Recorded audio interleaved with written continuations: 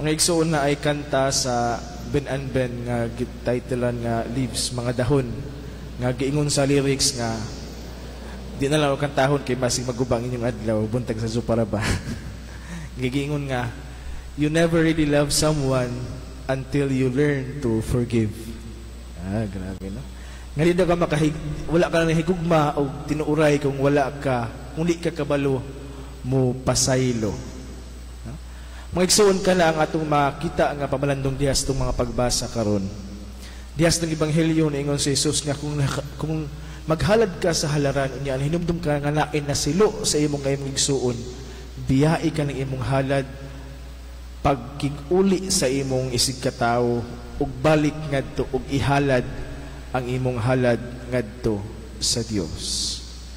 Mga igsoon, ang atong Ginoo kanon naglantaw diha sa atong kasing-kasing. Kung kining pagtuman ba nato, kining atong paghalad nganha sa Dios, kinasing-kasing bagay nato nga kini gihimo.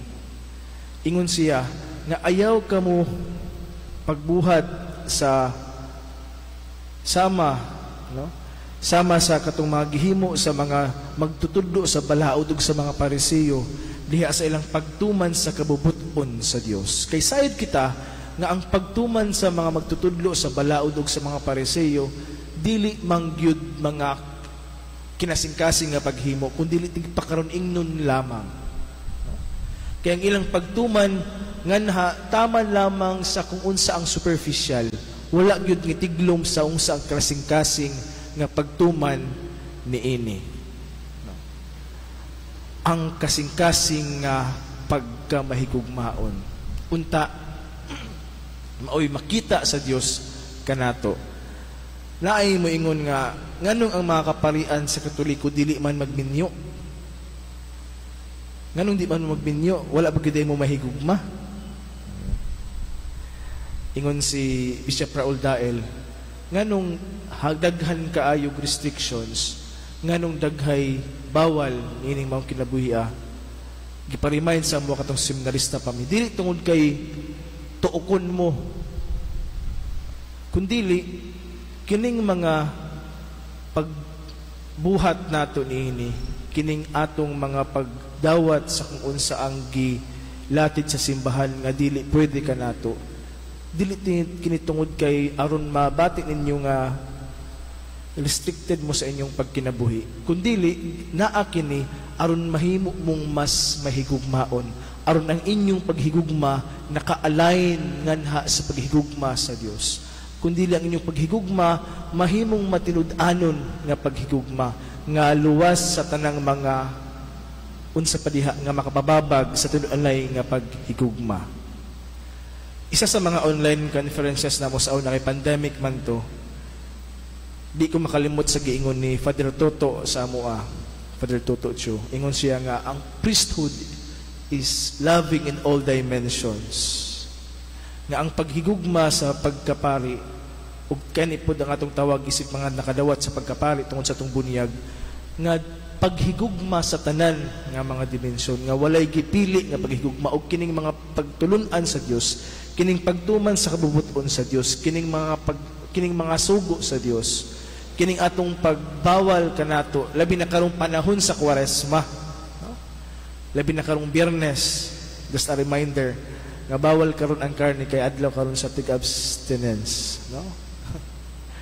Kining pagpugong sa atong kaugalingon labi na sa panahon sa fasting matag Miyerkules, Sabadles ug sa Biyernes Santo, dili kini aron moingon nga ay mapuno kita sa pag huna-huna nga tagbawalan o murag mapugnan kita sa itong kaugalingon, no? Tinudpugnan man kaugalingon alang kini aron sa pag tulid aron nga mabansay nato kung unsa gayud ang paghigugma. Mas mahigugmaon kita unta karong panahon sa Kwaresma sa atong pag-obserbar sa tanang mga bawal kanato, kay kini alang man sa katuyuan nga kita mahimong mas mahigugmaon ug kining pagpasaylo, kining paghinulsol og pagpasaylo mahimo lamang kini sa usa ka tawo nga mahigugmaon. Diha sa tungo ng pagbasa, atong nabdunggan nga mas nahimuot ang Ginoo sa usa ka tawo nga mahinulsulon kaysa katong tawo nga maayo ug nihimo og mga sala. The other way around. Nga mas maayo ug mas nahimuot ang atong Ginoo sa usa ka tawo nga mahinulsulon diha sa ilang mga sala. Tungod kay kining tawo nga mahinulsulon ni salig nganha sa pagkamapasayloon ug pagkamahigugmaon sa atong Ginoo. Ang tawo nga kabalo mo pasaylo, ang tawo nga kabalo maghinulsol, mao lamang ang tawo nga mahigugmaon ug nagsalig sa paghigugma.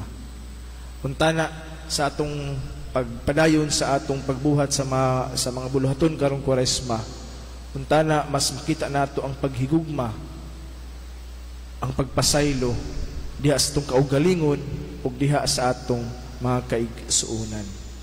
Hinaut-unta ang atong halad nganha sa atong Ginoong Dios mahimong halad nga putli nga puno sa kasing-kasing nga mahigugmaon. Hinaut paunta. Palihog manindog atong ampuon ang pangamuyo sa